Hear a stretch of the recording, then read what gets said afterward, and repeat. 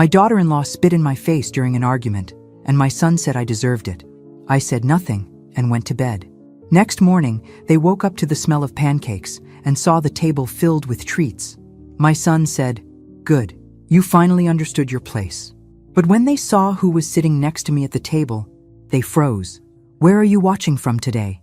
Drop your location in the comments below and hit that like and subscribe button.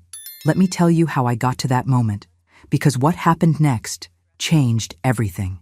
I'm Margaret Williams, 62 years old, and until 3 days ago, I thought I was living a peaceful retirement in my own home. My son David moved back in 6 months ago with his wife Jessica after they lost their apartment. "Just temporary, Mom," he'd said, "until we get back on our feet." I should have known better. David has a way of making temporary situations permanent when they benefit him. The argument started over something ridiculous. Jessica had rearranged my kitchen without asking, moving everything to places that made no sense. When I politely asked her to put things back, she exploded. "This is exactly what I'm talking about," she screamed, her face red with fury. "You're so controlling. No wonder David's father left you." My late husband didn't leave me. He died of a heart attack 5 years ago, but Jessica has never let facts interfere with a good insult. "Jessica, I just want my measuring cups back in the drawer where I can find them," I said calmly. That's when she lost it completely. "I am so sick of walking on eggshells around you. This house feels like a museum where we're not allowed to touch anything." David came running from the living room. Instead of defending me, he immediately sided with his wife. "Mom, you have been pretty rigid about things," he said, not meeting my eyes. "Maybe you could be more flexible." That's when Jessica stepped closer to me, her eyes blazing with a hatred that shocked me. "I've had it with your passive-aggressive little comments and your precious routines," she snarled. "You want to know what I really think of you?" Then she spit directly in my face. The warm saliva hit my cheek and slowly dripped down. I stood there frozen, unable to process what had just happened. In my 62 years, no one had ever shown me such deliberate disrespect. I looked at David, waiting for him to say something, anything, to defend his mother. Instead, he shrugged. "Well, Mom, you kind of brought this on yourself. You've been making Jessica feel unwelcome since day one." Those words hit me harder than the spit. My own son was telling me I deserved to be humiliated in my own home. I wiped my face with a kitchen towel, set it on the counter, and without saying a word, went upstairs to my bedroom. I locked the door and sat on the edge of my bed, staring at nothing. 40 years I'd lived in this house, 40 years of memories with David's father. I'd raised David here, sacrificed for his education, supported his dreams, and this is what I got in return. But as I sat there in the darkness, something began to shift inside me. The hurt was transforming into something else, something colder and more purposeful. I had options they didn't know about, resources they'd never bothered to ask about, and patience they'd never tested before. By morning, I had a plan. I woke up before dawn and went straight to the kitchen. The smell of vanilla and cinnamon filled the house as I prepared the most elaborate breakfast I'd made in years. Pancakes, fresh fruit, bacon, sausage, hash browns, and my famous French toast. When David and Jessica came downstairs, their eyes widened at the feast spread across the dining room table. "Good," David said with satisfaction. "You finally understood your place." That's when they noticed I wasn't alone.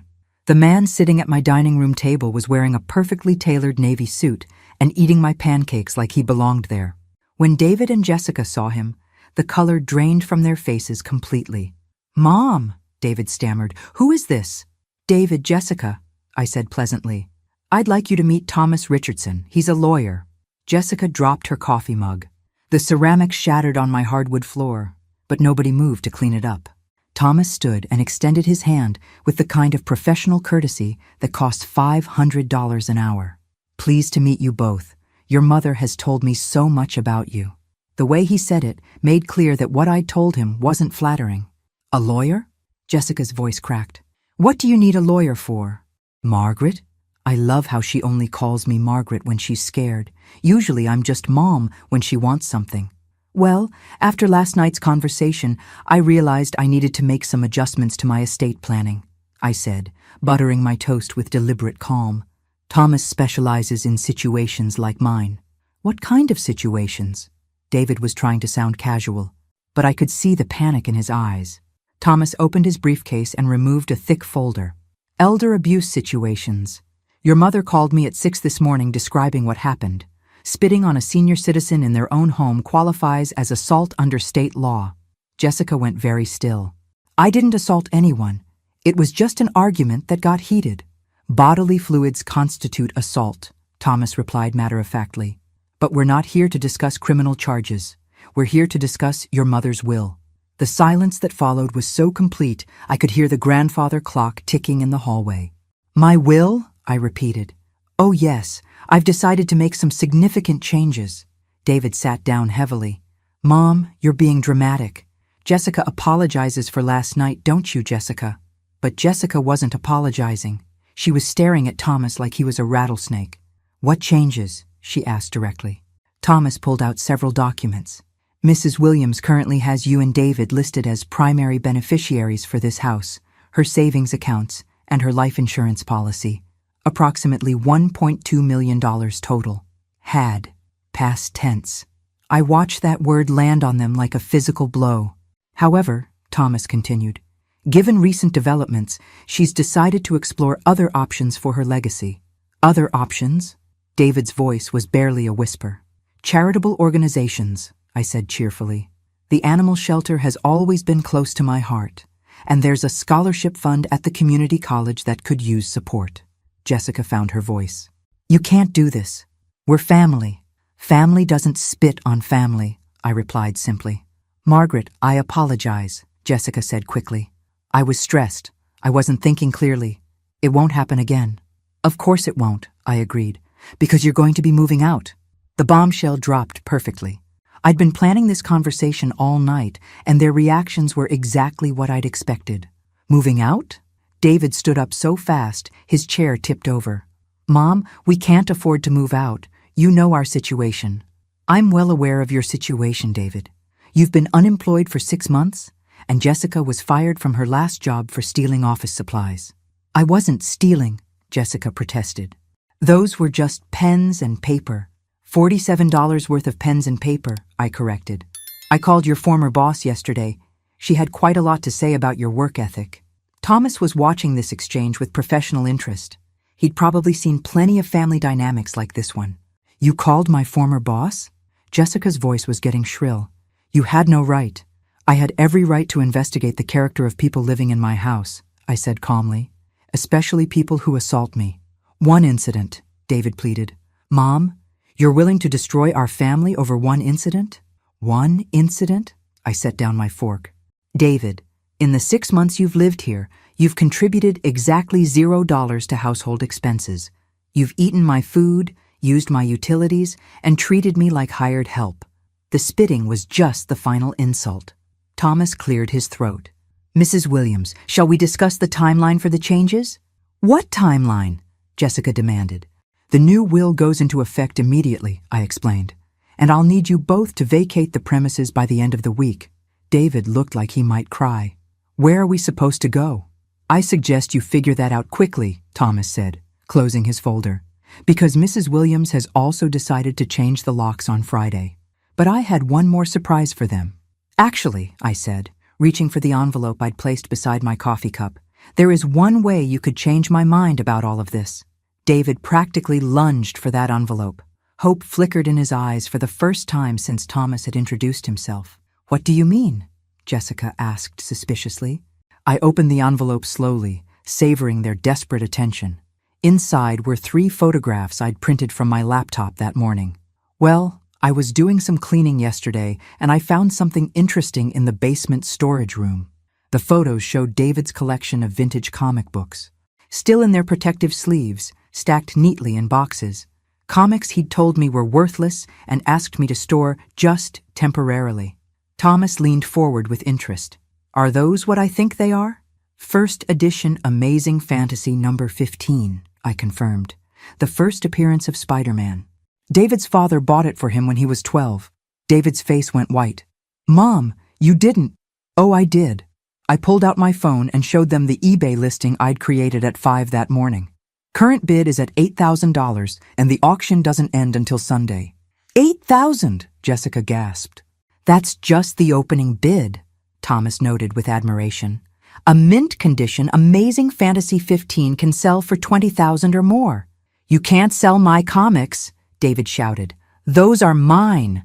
Are they? I asked innocently. Because when you moved them into my basement, you said they were just worthless old books you didn't want taking up space. I offered to throw them away, but you said to just stick them somewhere. This was true. David had dismissed his comic collection as kid stuff when he moved back in. He'd had no idea they'd become valuable. Besides, I continued, the storage room is in my house. Abandoned property laws are quite clear about items left on premises without an ownership agreement. Thomas nodded. Legally speaking, after 6 months without claim or payment of storage fees, the property transfers to the homeowner. Jessica was frantically calculating in her head. I could practically see the numbers spinning. $20,000 was more than they'd see in months. Margaret, she said carefully, perhaps we've all been too hasty here. Maybe we could work out some kind of arrangement. What kind of arrangement? I asked, though I already knew where this was going. Well, Jessica glanced at David. What if we paid rent, a fair amount for staying here? How much do you think would be fair? Thomas asked. I hadn't told him about this part of my plan, but he was playing along perfectly. $500 a month? David suggested hopefully. I laughed, actually laughed out loud. 500? David, this house is worth $1.2 million. Fair market rent would be at least $2,500. The hope died in his eyes. They couldn't afford that any more than they could afford their own place. However, I said, watching them closely, I might consider a different kind of arrangement. What kind? Jessica asked desperately. I pulled out a piece of paper I'd prepared. A formal contract. You can stay here rent-free for exactly 90 days while you find jobs and save for your own place. And in exchange? Thomas prompted. In exchange, you'll both attend family counseling with me once a week. You'll contribute to household expenses based on your actual income when you find work. And most importantly, you'll treat me with the respect I deserve as the owner of this home. It was a reasonable offer, more than reasonable, considering Jessica had assaulted me less than 12 hours ago. That sounds fair, David said quickly. I'm not finished. I held up my hand. There's also a penalty clause. Any disrespect, any arguments that escalate to violence, any damage to my property, and the agreement is void. You're out immediately with no further discussion. Jessica was reading over the contract. This is very specific. It has to be, Thomas explained.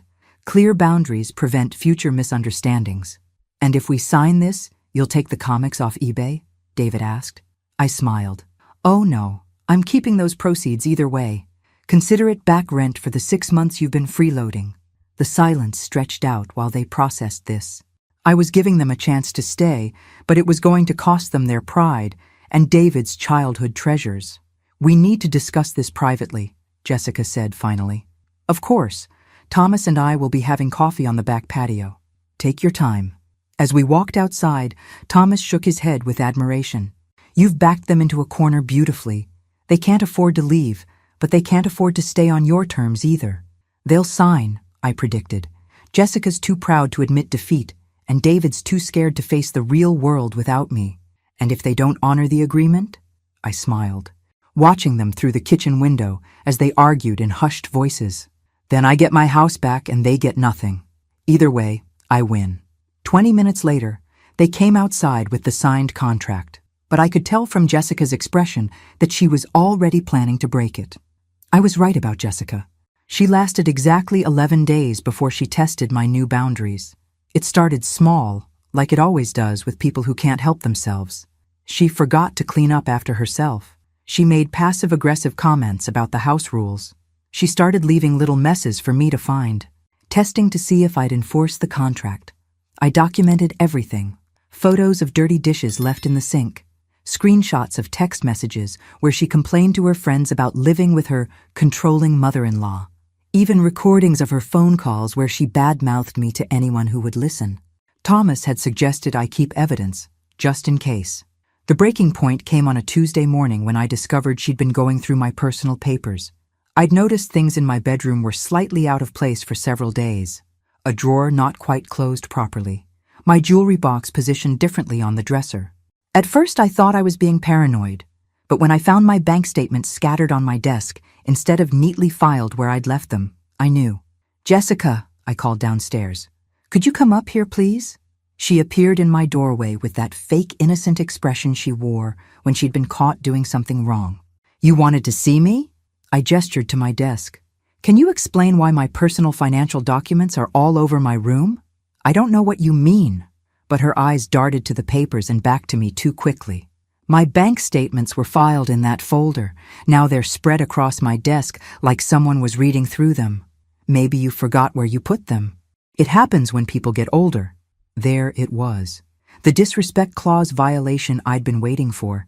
"Jessica, are you suggesting I'm having memory problems?" "I'm just saying that maybe you're confused about where you left things." I pulled out my phone and showed her the photos I'd taken of my organized desk 2 days earlier, time-stamped and dated. "These photos prove my papers were exactly where I said they were. Unless you're claiming I have memory problems about taking pictures too?" She realized she'd been caught. Her whole demeanor shifted from fake sweetness to open hostility. "Fine. I was looking at your bank statements. Do you know how frustrating it is to be broke while living with someone who has hundreds of thousands of dollars just sitting in accounts? So you decided to invade my privacy and go through my personal financial information?" "I needed to know what we were dealing with. David's been talking about asking you for money for a business idea, and I wanted to see if you could actually afford it." This was getting more interesting by the minute. "What business idea?" "He wants to start a landscaping company. He needs about $30,000 for equipment and a truck." $30,000. They'd been planning to ask me for $30,000 while contributing nothing to the household and treating me like an inconvenience. "And you thought going through my private papers would help with that request?" "I thought it would help me understand whether you were really as tight with money as you pretend to be, or if you're just being mean." That was it. The contract violation was clear and documented. "Jessica, you need to pack your things." "What?" "You violated the respect clause of our agreement. You're out." She laughed. Actually laughed. "You can't kick me out for looking at some papers. That's ridiculous." I held up my phone. "I've been recording this entire conversation. You just admitted to going through my private financial documents without permission and insulted my character in the process." The laughter died. "You were recording me? It's my house. I'm allowed to record conversations in my own home." She stood there sputtering for a moment before finding her voice. "David won't let you do this to me. David signed the same contract you did. He's bound by the same terms. We'll see about that." She stormed downstairs, shouting for David. I followed at a calmer pace, already knowing how this conversation would go. David would try to negotiate. Jessica would demand he choose sides, and I would remind them both that contracts have consequences. "David!" Jessica's voice echoed through the house. "Your mother has lost her mind. She's trying to kick me out for looking at some stupid papers." David emerged from the living room where he'd been watching television all morning instead of job hunting. "What's going on?" "Your wife violated our agreement," I said simply. "She went through my private financial documents without permission and then insulted me when I confronted her about it." David looked between us, and I could see him calculating. His wife or his housing situation, his marriage or his comfortable life living off his mother. "Mom, maybe we could work this out. Jessica, apologize to my mother." "I'm not apologizing for anything. She's the one who set up this ridiculous contract with all these impossible rules." "The rules aren't impossible," I pointed out. "You just have to treat me with basic respect. Apparently, that's beyond your capabilities." David was sweating now. "Jessica, just say you're sorry and promise not to go through Mom's things anymore." "No, I won't be controlled and manipulated by someone who's using her money to make us dance like puppets." And that's when David made his choice. "Jessica, stop." David's voice was firmer than I'd heard it in months. "Just stop talking." She turned on him with fury. "Are you seriously taking her side right now?" "I'm taking the side of having a roof over our heads," he snapped. "Do you have any idea how good we have it here? Free housing, free food, no responsibilities except being decent human beings." "Decent human beings?" Jessica's voice rose to a shriek. "She's treating us like servants in our own home." "It's not our home," David finally exploded. "It's her house, her food, her electricity, her everything, And instead of being grateful, you're acting like we're entitled to it." I watched this exchange with fascination. This was the first time I'd seen David stand up to his wife about anything. Grateful? Jessica was practically foaming. Grateful for what? Being treated like children? Having to ask permission to rearrange a kitchen? Living under a microscope with someone who documents every little thing we do wrong? "Yes!" David shouted. "Grateful for all of that, because without my mother's generosity, we'd be sleeping in your car." That stopped her cold. They'd never told me they'd lost their car, but apparently their financial situation was even worse than I'd realized. "We wouldn't be sleeping in my car," she said quietly, "because I sold my car 3 months ago to pay our credit card bills." The room fell silent. Even I was shocked by this revelation. "You sold your car?" David stared at her. "When? Why didn't you tell me?" "Because I was trying to handle our problems without running to Mommy for help. By going through my mother's private papers instead." Jessica deflated slightly. "I was desperate, David. We're $30,000 in debt. We have no income and no prospects. When you mentioned wanting to start a business, I thought maybe if I knew how much money your mother had, you thought you'd figure out the best way to manipulate me into giving it to you," I finished. She didn't deny it. David sat down heavily on the couch. "30,000 in debt? Jessica, what haven't you told me? The credit cards, the student loans, the personal loan my mother co-signed for my business idea that failed." "What business idea?" "The one I tried to start last year. The online boutique? I maxed out our cards buying inventory that never sold." I was learning more about their financial situation in this 5-minute argument than I had in 6 months of living with them. "So let me understand this," I said calmly. "You're $30,000 in debt, you've sold your car, you have no income, and you thought the solution was to go through my private papers to figure out how to convince me to give you more money?" "When you put it like that, it sounds bad," Jessica mumbled. "It doesn't just sound bad, it is bad." I pulled out the signed contract. "And more importantly, it's a violation of our agreement." David looked defeated. "Mom, please, don't make us leave. We literally have nowhere to go." "You should have thought about that before your wife decided to snoop through my bedroom." "I'll make it right," David promised. "I'll get a job, any job. I'll pay rent. I'll make Jessica apologize properly." "David, no," Jessica started, but he cut her off. "Jessica, either you apologize to my mother right now, or we're both homeless. Your choice." She stared at him like she'd never seen him before. "You're choosing her over me?" "I'm choosing survival over pride," he replied. "Something you might want to consider."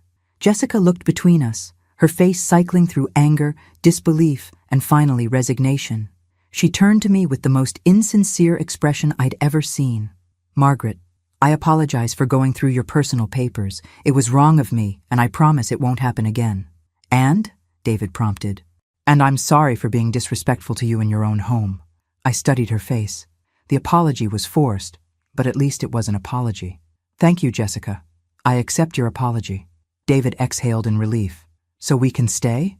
I folded the contract carefully and put it in my pocket. "You can stay on one condition." "What condition?" Jessica asked suspiciously. "David, you'll start a job search today. Not a business plan, not a scheme to get money from me, but an actual job search. Retail, food service, whatever you can find." "Done," he agreed immediately. "And Jessica, since you're so interested in my financial situation, you're going to help me organize my paperwork." "Under supervision, of course." She winced. "Organize your paperwork?" "All of it. Tax documents, bank statements, insurance policies, investment accounts. You'll learn exactly what my financial situation is, but you'll do it legitimately." "Is that supposed to be punishment?" I smiled. "Oh no, Jessica. That's supposed to be education. Because once you see the reality of my finances, you'll understand why I'm so careful about how I spend my money." "What do you mean?" "I mean my hundreds of thousands of dollars might not be quite what you think it is." David and Jessica exchanged glances. They were about to learn that their assumptions about my wealth were wildly inaccurate, but they wouldn't learn the whole truth until much later. Jessica's education about my finances began the next morning in my home office. I'd prepared several filing boxes and a detailed spreadsheet for organizing my documents. "We'll start with tax returns," I announced, handing her a stack of papers. "Last 5 years should be sufficient." She sat down reluctantly and began sorting through the documents. Within an hour, her attitude had changed completely. "Margaret," she said slowly, According to these tax returns, your income is only about $40,000 a year from Social Security and your pension. That's correct. But the bank statements showed hundreds of thousands in savings accounts. Those would be the proceeds from selling your father-in-law's business after he died. David looked up from his laptop where he'd been half-heartedly job searching. Dad's business? I thought it was just a small accounting firm. It was. But small doesn't mean worthless. Your father spent 30 years building relationships with local businesses. When he died, I sold the client list and office lease to a larger firm. How much did you get? Jessica asked. I pulled out the purchase agreement. $200,000 after taxes and legal fees. David whistled. I had no idea it was worth that much. Most people don't understand the value of a well-established service business, I explained. But Jessica, keep reading through those statements. You'll notice something interesting about the balances over time. She flipped through several months of bank statements, her frown deepening. The balances keep going down. Exactly. When you're living on a fixed income and drawing from savings, the money doesn't last forever. How long will it last? David asked quietly. I pulled out a financial planning worksheet I'd prepared with Thomas's help. At my current rate of spending, approximately 12 years, less if I need long-term care or have major medical expenses. The reality was sinking in. I wasn't a wealthy widow with unlimited resources. I was a retiree trying to make my modest savings last for the rest of my life. But the house, Jessica protested. It's worth over $1 million. It's worth that if I sell it. But if I sell it, where do I live? Comparable housing would cost me $3,000 a month in rent, which would drain my savings in 4 years instead of 12. David closed his laptop. Mom, I never realized. I thought you were comfortable. I am comfortable, as long as I'm careful. But supporting 2 additional adults indefinitely would change that calculation significantly. Jessica was staring at the financial projections. So when you said you couldn't afford to support us, I meant it literally. If I paid for your housing, food, and expenses for more than a few months, it would threaten my own financial security. This was mostly true. I was being conservative with my calculations, but the basic math was sound. Supporting David and Jessica long-term would impact my finances. What I wasn't telling them was that I had additional resources they didn't know about. I'm sorry, David said suddenly. I never thought about it from your perspective. I just assumed that since you owned the house, you assumed I was wealthy because I have assets. But assets and cash flow are different things. Jessica was still studying the bank statements. What about this investment account? The one with Richardson Financial? I tensed slightly. She'd found the one account I'd hoped she wouldn't notice. That's my emergency fund. It's managed by a financial advisor to protect it from inflation. How much is in it? That's not relevant to our current discussion. It shows quarterly dividends of about $3,000, she pressed. That suggests a significant principal balance. David was paying attention now. Mom, how much is in the investment account? I could have lied. Should have, probably. But I'd been caught off guard by Jessica's attention to detail. About $400,000. The silence that followed was deafening. $400,000? David's voice cracked. Mom, that changes everything. No, it doesn't. But with that money, I could afford to destroy my retirement security to enable your lack of responsibility, I finished. That account is untouchable. It's what will pay for my care when I'm too old to live independently. Jessica set down the papers. So you do have money. You've been playing poor this whole time. I've been playing realistic. There's a difference. You let us think you were barely getting by. You never asked about my finances until you decided to snoop through my papers. David was staring at me like he'd never seen me before. $600,000 in total savings, plus the house. Mom, you're worth over $1 million. On paper. But I'm 70 years old with no income beyond Social Security. $1 million has to last me for potentially 20 more years. That's $50,000 a year, Jessica calculated quickly. Plus Social Security. You could live very comfortably on that. Unless I need assisted living, which costs $60,000 a year, or memory care, which costs $90,000, or long-term medical care, which could cost even more. They were both quiet, processing this information. So you're not poor, David said finally, but you're not rich either. I'm financially secure if I'm careful and don't have any major surprises. Like supporting unemployed adult children, Jessica added quietly. Exactly. But even as we had this conversation, I was thinking about the phone call I'd received that morning from my real financial advisor, the one who managed accounts Jessica had never seen, the call that was about to change everything again. My phone rang during lunch, interrupting what had become a surprisingly civil conversation about household budgets and job search strategies. Margaret Williams speaking. Mrs. Williams, this is Patricia Sullivan from Henley & Associates. I have some news about your father's estate that requires immediate attention. I stepped away from the table, but not so far that David and Jessica couldn't hear. My father's estate was settled 15 years ago, Patricia. That's what we thought. But we've discovered an error in the original probate filing. There's an asset that was never properly transferred. David and Jessica had stopped eating and were watching me with obvious interest. What kind of asset? A commercial property in downtown Portland. Your father apparently owned it through a subsidiary company that wasn't identified during the estate proceedings. The current tenants have been paying rent to an escrow account for 15 years. How much rent? Approximately $4,000 per month. The escrow account currently holds over $700,000 in accumulated rental payments. I gripped the phone tighter. $700,000. Money that legally belonged to me but that I'd never known existed. Mrs. Williams? Are you there? I'm here. What do I need to do? We need you to come to our office to sign the transfer documents. The property and the escrow funds will be transferred to you immediately. I'll be there this afternoon. I hung up and turned around to find David and Jessica staring at me with wide eyes. $700,000, David whispered. It appears so. Jessica stood up abruptly. Margaret, this changes everything. With that money, you could— I could what? I asked curiously. You could help us get back on our feet. You could loan us the money for David's business. I sat back down at the table and continued eating my sandwich. Could I? Mom, David said urgently. This is like winning the lottery. That's enough money to solve all our problems. All of whose problems? Our problems. The family's problems. I took another bite and chewed thoughtfully. David, what exactly are your problems? You know what they are. We're in debt. We don't have jobs. We don't have a place to live. Those sound like your problems, not family problems. Jessica leaned forward. Margaret, be reasonable. This is an opportunity for all of us to benefit. You don't need all that money just sitting in an account. Don't I? You just told us you have enough saved for retirement. This is extra money. Found money. I set down my sandwich. Jessica, let me ask you something. If you found $700,000, would your first thought be to give it to someone else? That's different. How is it different? Because we're family. Family helps family.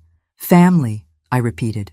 Jessica, what have you contributed to this family since you've been here? I've been trying to find work. You've been sleeping until noon and complaining about my house rules. That's not the same thing. David jumped in. Mom, that's not fair. We're both trying. Are you? David, you've applied for exactly 3 jobs in 6 months. All of them were positions you considered beneath you.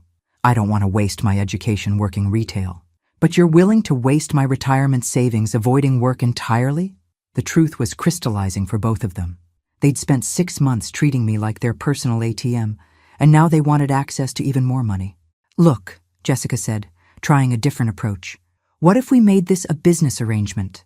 You could invest in David's landscaping company and we'd pay you back with interest. What's David's business plan? We haven't written it up yet, but what's his experience in landscaping? He's always been good with yard work. What's his market research? Market research? Who are his potential customers? What services will he offer? What are his startup costs beyond equipment? What's his projected timeline for profitability? Jessica's silence was telling. You want me to invest $30,000 in a business that exists only in David's imagination, run by someone with no relevant experience, with no business plan, no market research, and no timeline for success. When you put it like that, I'm putting it accurately, and that's exactly the kind of financial decision that would turn my found money into lost money. David looked desperate. Mom, what would it take for you to consider helping us? I stood up and began clearing the table. Show me you can help yourselves first. What do you mean? Get jobs. Any jobs. Show me you can earn money and manage it responsibly. Develop an actual business plan with research and projections. Prove that you're worth investing in. How long would that take? Jessica asked. However long it takes. But we need help now. You needed help 6 months ago. You've had half a year to figure this out. And instead, you've been living off my generosity while planning to ask me for more money. I gathered the dishes and headed for the kitchen, leaving them sitting at the table in stunned silence. But what I didn't tell them was that I was going to Portland that afternoon for a very different reason than signing paperwork. The meeting at Henley & Associates was everything I'd hoped it would be. Patricia Sullivan was a sharp woman in her 50s who had clearly been dealing with complicated estate issues for decades. Mrs. Williams, I have to say, this is one of the most unusual cases I've handled. Your father was quite the businessman. She spread out the documents across her conference table. The property was a small office building with 3 commercial tenants. The escrow account contained exactly $743,000. However, Patricia continued, there's something else you should know about this property. What's that? One of the tenants is facing financial difficulties. They're 3 months behind on rent and have asked about purchasing the building. Purchasing it? They've made a preliminary offer of $1.8 million. I set down the papers I'd been reading. $1.8 million, plus the accumulated rent money, over $2.5 million total. Mrs. Williams, are you all right? I'm fine. Just processing the magnitude of this discovery. There's one more thing. The purchase offer comes with a condition that the sale close within 60 days. Apparently, the tenant company is expanding rapidly and needs to secure permanent space quickly. And if I don't sell, they'll find another location and terminate their lease. Since they're your largest tenant, that would significantly reduce the property's value and rental income. I leaned back in my chair. This wasn't just found money. This was a decision that would impact the rest of my life. I need some time to think about this. Of course. But Mrs. Williams, can I speak frankly? Please do. At your age, having liquid assets is generally preferable to managing rental property. The sale would give you complete financial independence for the rest of your life. She was right. With that money properly invested, I'd never have to worry about finances again. I could even afford to help David and Jessica if I chose to. The question was whether they deserved that help. I drove home with the signed transfer documents and a cashier's check for $743,000 in my purse. By the time I pulled into my driveway, I'd made my decision about the property sale. But first, I wanted to see what David and Jessica had done with their afternoon. I found them exactly where I'd left them. David was back on his laptop, but instead of job searching, he was researching landscaping equipment. Jessica was making lists of business names and logo ideas. How did the meeting go? David asked when I walked in. The property is mine, and the money is in my account. That's wonderful, Jessica exclaimed. So you can help us get started. I sat down across from them. Actually, I have an opportunity to sell the property for $1.8 million. Their mouths fell open simultaneously. $1.8 million? David whispered. Plus the rental money, it would be about $2.5 million total. Jessica was practically vibrating with excitement. Margaret, this is incredible. We could all be set for life. I could be set for life, I corrected. This is my inheritance. But family, David started. Yes, let's talk about family, I interrupted. David, what did you accomplish this afternoon while I was claiming my inheritance? He gestured to his laptop. I've been researching commercial lawnmowers and you've been shopping for equipment for a business that doesn't exist instead of looking for work that could actually provide income. I was planning. You were fantasizing. Jessica, what about you? She showed me her notebook. I've been working on branding concepts and more fantasizing. I closed her notebook. Neither of you spent a single minute this afternoon doing anything that would actually improve your situation. We were planning our future, Jessica protested. You were planning to spend my money. There's a difference. David leaned forward desperately. Mom, with $2.5 million, you could afford to invest in our future. It would barely make a dent in your wealth. Could I afford it? Yes. Should I invest in people who won't even look for jobs while living in my house rent-free? Absolutely not. You're being cruel, Jessica said. I'm being practical. And I've made a decision about the property sale. They both held their breath. I'm accepting the offer, But there's a condition attached to how that money gets used. What condition? David asked. I pulled out my phone and showed them the rental listing I'd found during my drive home. It's a lovely 2-bedroom apartment about 20 minutes from here. Available immediately. You want us to rent an apartment? Jessica's voice was flat. I want you to become independent adults. The lease is in your names. First month's rent paid by me as a move-out gift. And after that? After that, you support yourselves like every other married couple in America. David stared at the apartment listing.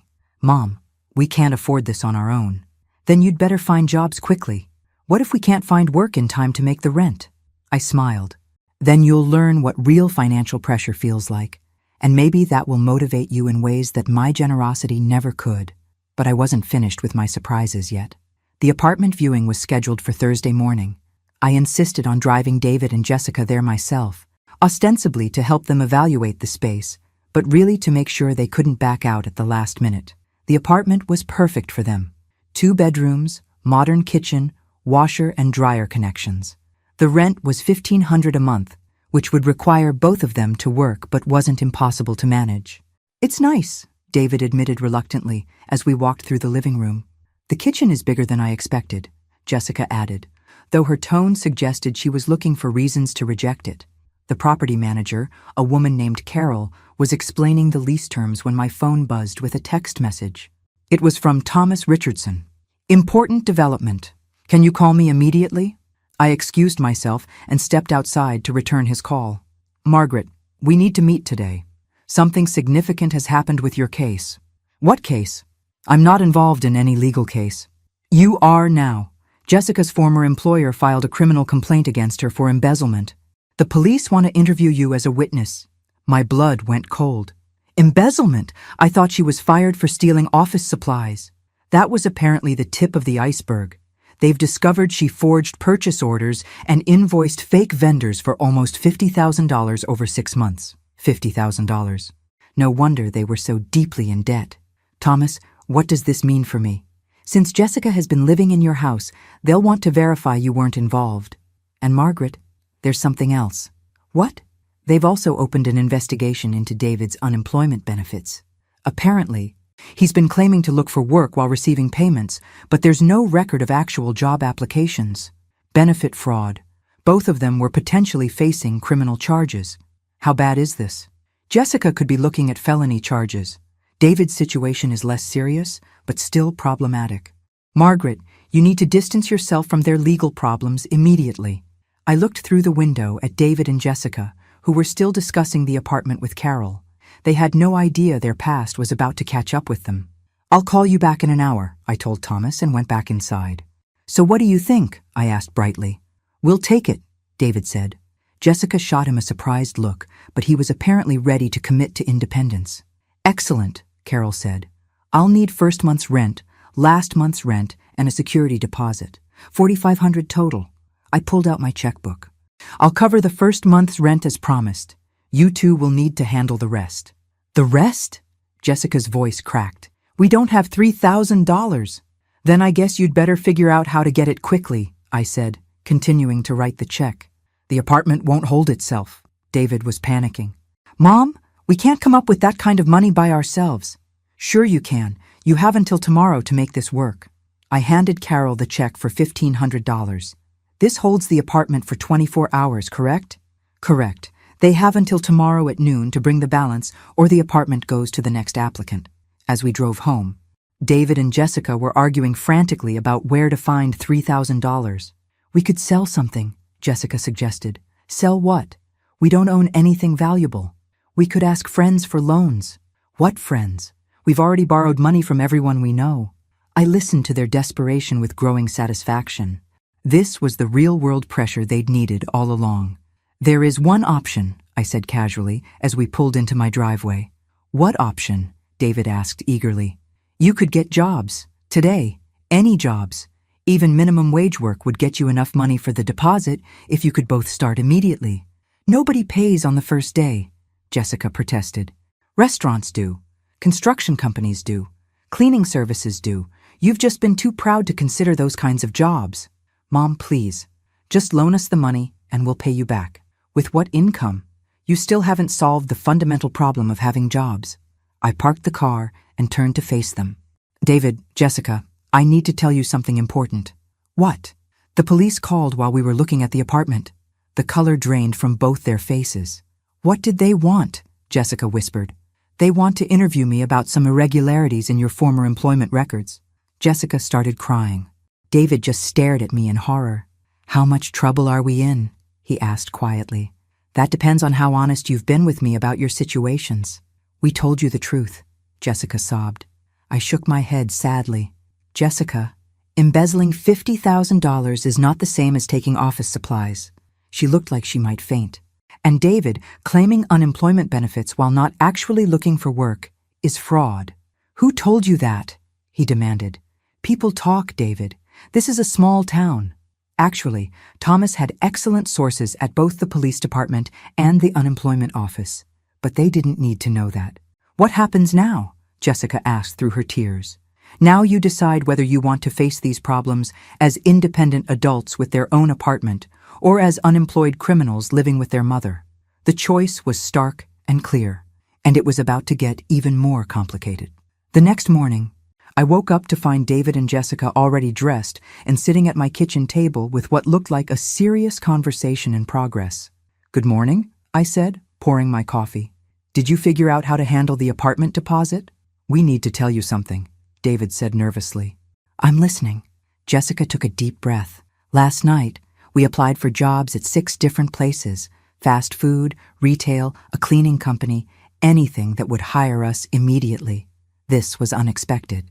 And 3 places called us back for interviews today, David continued. But Mom, even if we both get hired, we won't have enough money for the deposit by noon. I sat down at the table. So what are you asking me? We're not asking for anything, Jessica said quietly. We're going to tell Carol we can't take the apartment. And then what? We'd like to stay here for 30 more days while we work and save money for a place we can actually afford. David nodded. We'll pay you rent from our first paychecks, whatever you think is fair. I studied their faces. Something had changed overnight. The desperation was gone, replaced by what looked like actual determination. What happened to change your minds? Jessica glanced at David, then back at me. We stayed up all night talking about our situation. Really talking, not just complaining or planning how to spend your money. And we realized that everything you've been saying is true, David admitted. We've been acting like entitled children instead of adults. The police investigation scared you. Yes, Jessica said honestly, but it also made us realize that we can't keep running from our problems. Whether we're living here or in that apartment, we still have to face what we've done. This was the most mature conversation I'd had with either of them since they'd moved in. So you want to stay here and work on becoming independent? If you'll let us, David said, with real jobs, paying real rent, following the house rules without complaint. I sipped my coffee, considering this development. The truth was, I'd grown somewhat fond of having people in the house again, despite the drama. And if they were actually working and contributing, what about the business plan? The landscaping company? Maybe someday, David said. But first, I need to prove I can hold down a regular job and manage money responsibly. And Jessica, what about your legal problems? Thomas Richardson recommended a criminal defense attorney. I have an appointment this afternoon to discuss my options. She was facing her problems instead of running from them. That was progress. I have a counter-proposal, I said finally. They both tensed. You can stay here for 90 days while you get established in your jobs. You'll pay me $500 a month in rent once you start receiving paychecks. That's very reasonable, David said gratefully. I'm not finished. In exchange for this arrangement, you'll both attend financial literacy classes at the community college. You'll put 20% of your earnings into savings accounts that I'll help you set up. And Jessica, you'll cooperate fully with the police investigation and make restitution for whatever you're found to have stolen. Agreed, Jessica said immediately. And, I continued, when the 90 days are up, you'll move to your own place whether you think you're ready or not. No extensions, no negotiations. Understood, David nodded. I stood up and walked to the window, looking out at the garden their father and I had planted together 30 years ago. There's one more thing I haven't told you about the property sale. What's that? Jessica asked. I turned back to face them. I'm not keeping all the money. What do you mean? I'm putting $2 million into conservative investments for my retirement, but the other $500,000 is going into a trust fund. David's eyes widened. A trust fund for what? For my grandchildren's education. And if you two can prove you're capable of managing money responsibly, there might be something left for you someday. The silence that followed was different from all the previous silences. This one was full of possibility instead of tension. Mom, David said finally, we won't let you down. See that you don't, because this is the last chance you'll get from me. Jessica stood up. I should get ready for my job interview. What position are you interviewing for? Night shift at the grocery store, stocking shelves. That's honest work? Yes, she said simply. It is. As they left for their interviews, I called Thomas to update him on the situation. You're giving them another chance? He asked. I'm giving them the opportunity to earn another chance. There's a difference. And if they fail again? Then they'll fail as independent adults living somewhere else, not as dependents living in my house. That's fair. Thomas, there's something else I want to discuss with you. What's that? I want to update my will again. More changes? I looked around my kitchen, seeing it not as a museum of the past, but as a place where new memories could still be made. I want to make sure that kindness is rewarded and selfishness has consequences. Can you help me structure that legally? Margaret, Thomas said with admiration in his voice, I think we can create exactly the incentives you want. 6 months later, David was promoted to assistant manager at the hardware store, where he'd started as a stock clerk. Jessica completed her community service and was working full-time as a bookkeeper, having earned her employer's trust despite her past mistakes. They moved into their own apartment exactly 90 days after our agreement, as promised.